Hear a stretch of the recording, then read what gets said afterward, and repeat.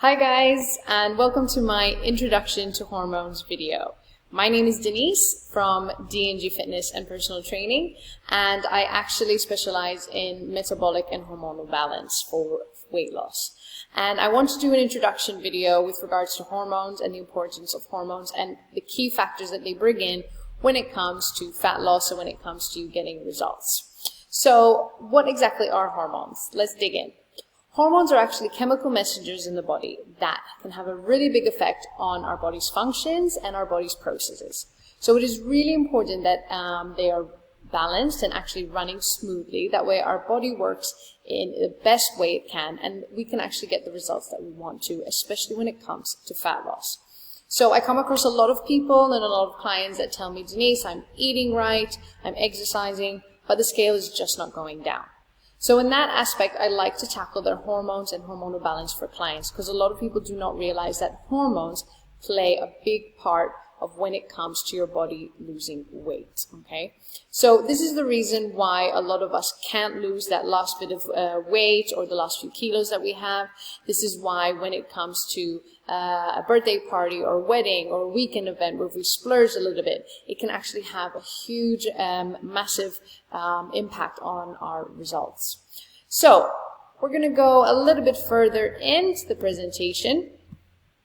So I know a lot of us have actually learned, and we tend to believe that decreasing our calorie intake and increasing our exercise levels will actually give us weight loss. So the problem with having a low calorie and a high aerobic exercise model, it doesn't actually fully work the potentially way that we want it to. So even though this method can create a calorie deficit, it is your own hormones which unlock the fat-burning physiology. Okay, it is how our cells, tissues, and organs function by themselves and with one another, and it is what determines where those calories are actually burnt from. So hormones will predict the type of fuel you will burn, can be either sugar or fat, and it also determines from where in the body it will burn from, either our belly or our hips. So, did you know that the right food, the right exercise, and the right lifestyle factors send signals that literally change the behavior of our bodies? So by adjusting these, we can have a tremendous impact on how we look and how we feel. So if you're lacking a certain vitamin or mineral, it can actually alter your metabolism and make it slow down.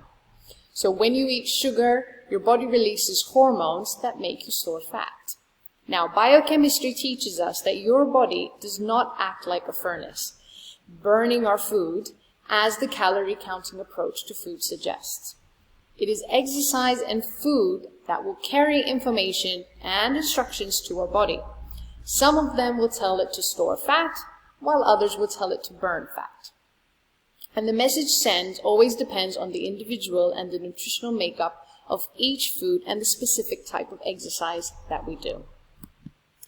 So, just a quick intake. Hormones that can trigger your metabolism are adrenaline, which is like a gas pedal hormone, cortisol, which can be your best friend or your worst enemy.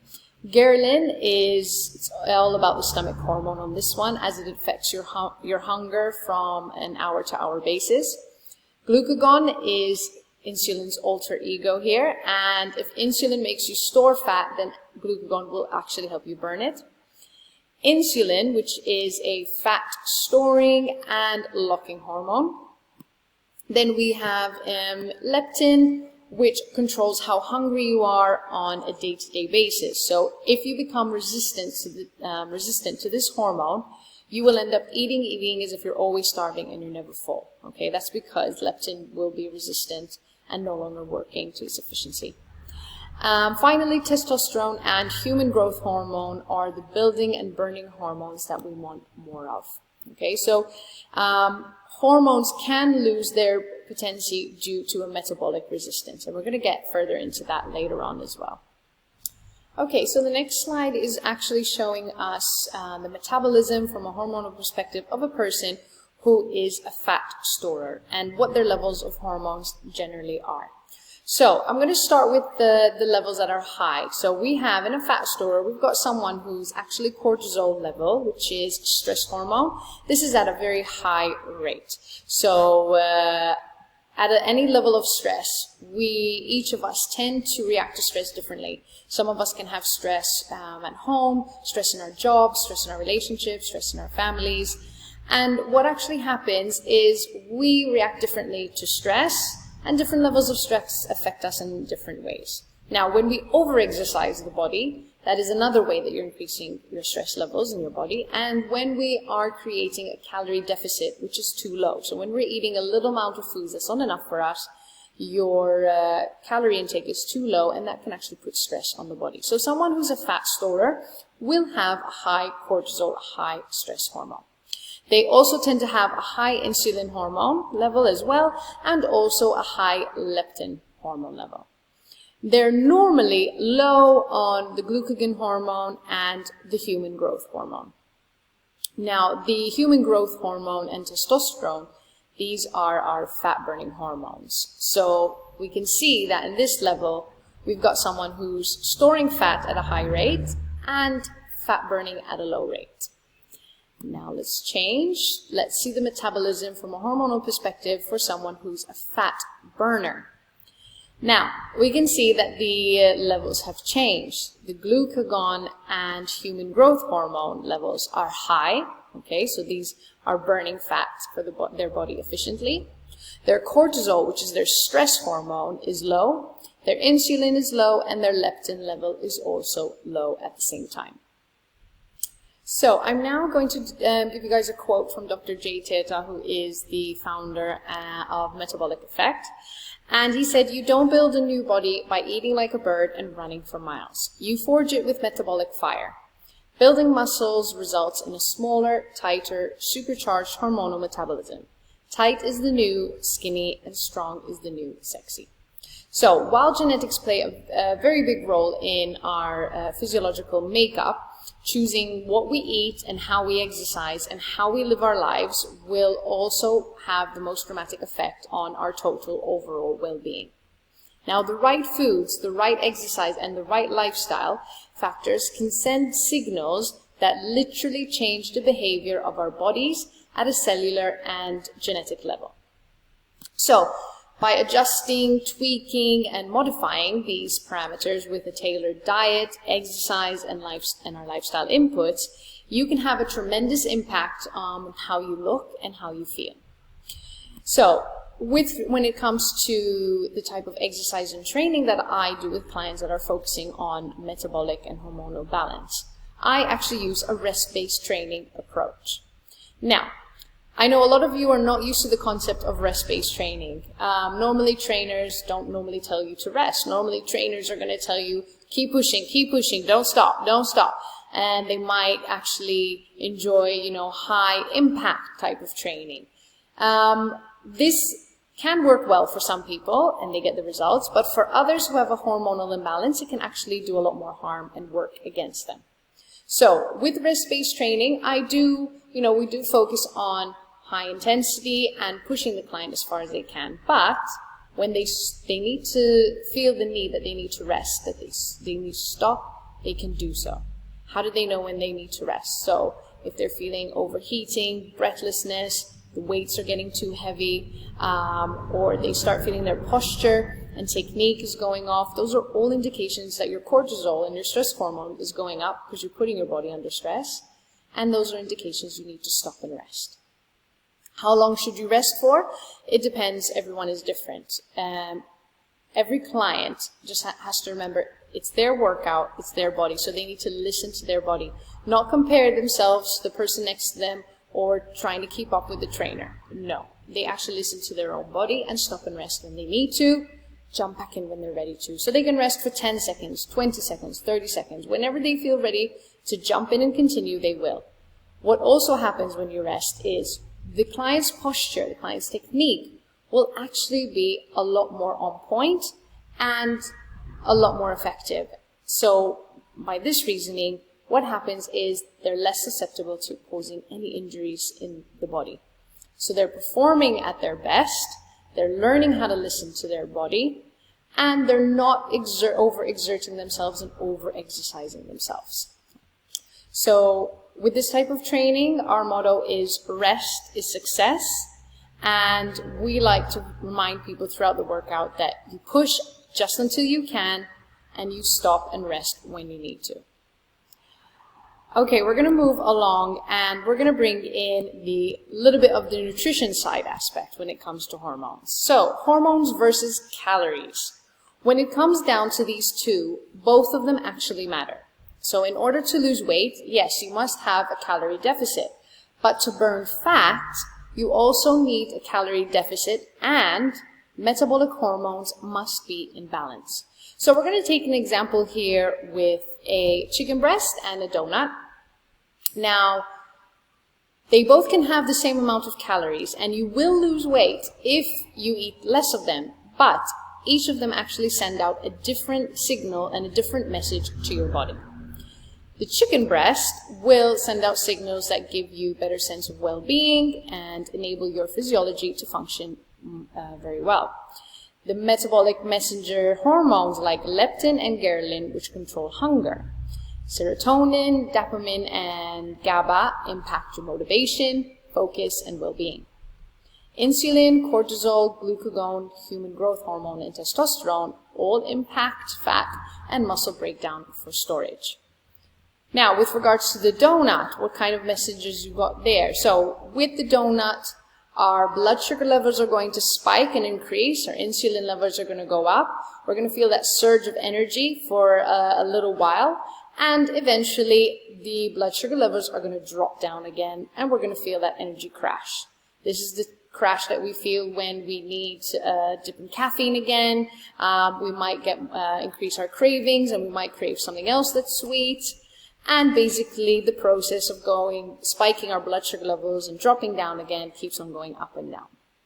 Whereas with the chicken breast, we're keeping our blood sugar levels nice and constant and running smoothly.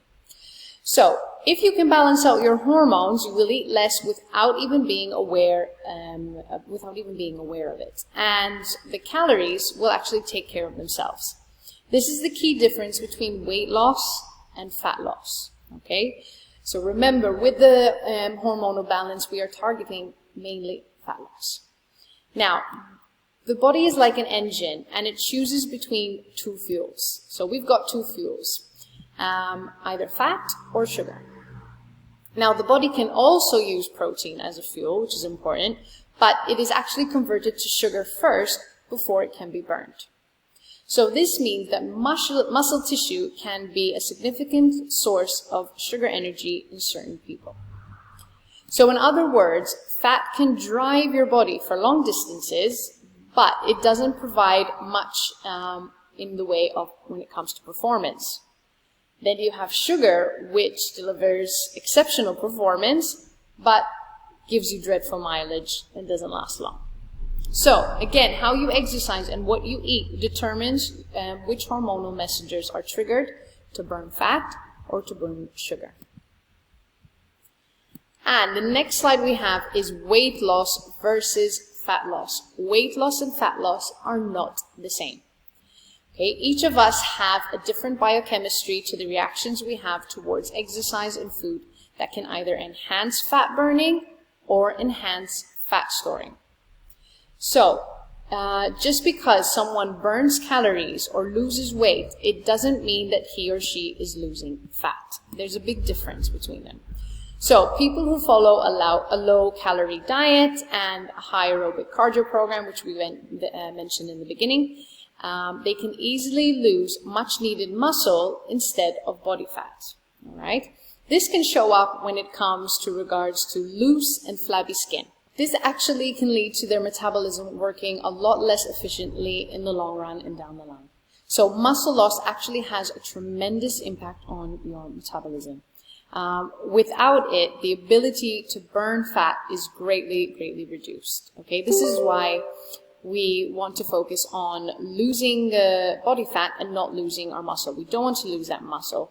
We want to lose the body fat instead. Muscle tissue can inherently change its shape with exercise and diet. However, fat tissue cannot do this. Fat cannot produce that contour and that shape and that tone that muscle does give us. Okay, we're nearing towards the end. Finally, I'm going to talk about rest. Okay, so I've given you the importance of rest when it comes to training and exercise, and the importance of resting during your workout when it comes to balancing out your hormones. Now, sleep is your hormonal reset button. Do not skip it. Okay, how and when you sleep is one of the most powerful lifestyle choices you can actually make. It has been proved that people who sleep well, both with quality and quantity of sleep, are thinner, happier, more energetic, and they are healthier than those who do not get a full night's sleep. Sleep is your hormonal reset button for the body. And what do we normally do when we just come out of a surgery, when we catch a cold, when we are fatigued, or we are sore from a tough workout or a long day? Sleep is one of the many factors that actually heal the body and get you back onto your feet again. So sleep has this effect because it drastically changes and balances out your hormones. So I know a lot of us are guilty of doing this. We stay up late watching TV, or we stay up late on the internet, on social media. I can also be guilty of this too at times. So staying up late watching television elevates your cortisol levels and your stress hormones, which we know in turn is going to raise your blood sugar and force your insulin to be released to lower it. Over time, this can lead to a metabolic resistance. So what is a metabolic resistance? This is when your hormone no longer has the same effect anymore. So the body needs to pump out and work out and bring out more of that hormone in order for the body to get working. So what happens when it comes to this example with regards to the TV? Over time, we get a metabolic resistance when it comes to our insulin. So the same amount of insulin as before that was released no longer has the same effect. Therefore, the body needs to release more and more of the insulin and this hormone for it to reach its goal. This creates a vicious cycle. We're going to go around and creates that carb cravings, increase insulin, and increase in cortisol, which eventually results in obesity, early aging, and disease. So make sure that your sleep is at a responsible time. Okay, and I know some of you are night owls and you're going to tell me, but I only manage to sleep late at 1 a.m. Now, you are a night owl because you chose to be that way. The good news is, with practice and with time, you can actually change that. So just by going to bed a little bit earlier, week after week, you can get out of being out of being that night owl, okay, and become a little bit more of an early sleeper. All right. Sleep is crucial. Sleep is going to lower your leptin, lower your insulin, lower your cortisol levels. It's going to elevate your melatonin, your human growth hormone, your testosterone, and other fat-burning hormones.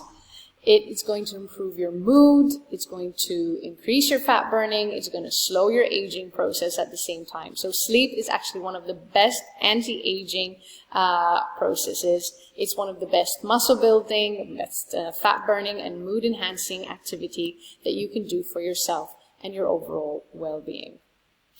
So we have come to the end of the presentation, and if you've lasted this long, thanks for keeping up and staying with me this far. I hope you guys have learned something. It's given you a little bit of an insight. We've just touched base here, okay? There is a lot more to learn and a lot more to know with regards to hormones, but I've just tried to touch the little bases with you guys, just to give you guys a little insight more when it comes to your hormones and your hormonal balance. I'm putting up my contact information here in case any one of you wants to get in touch with me. On my social media, I do share little tips and also little information and guidance with regards to hormones, hormonal balance, fat loss, and weight loss and nutrition. So feel free to follow me on Facebook, my Facebook page, facebook.com/dngfitness, on my Instagram at d.n.g.fitness. There's also my email address, dngfitness@personaltraining@gmail.com, if you want to send me a private email, or even my mobile number if you want to send me a message. I'm happy to help. I do offer personal training and group sessions at the same time, and I also have a hormonal reboot program that is going to be launched later this year. Again, because personal training, I only have a limited amount of time. So because of the demand, I want to help more people together. So I'm going to be launching this Hormonal Reboot program in order to get access to help as many people as I can. So if you want to know more information on that, just send me your details and I will send you all the information once it's all done and ready. So thanks for joining me. Thanks for sticking with me this far, and reach out to me anytime if you need to or if you have any questions. It's been a really good pleasure sharing with you guys just some more information and learning everything that you can when it comes to getting your body and getting your metabolism and hormones to work for you in the long run. So I'll leave you guys here. Thanks a lot and have a good day.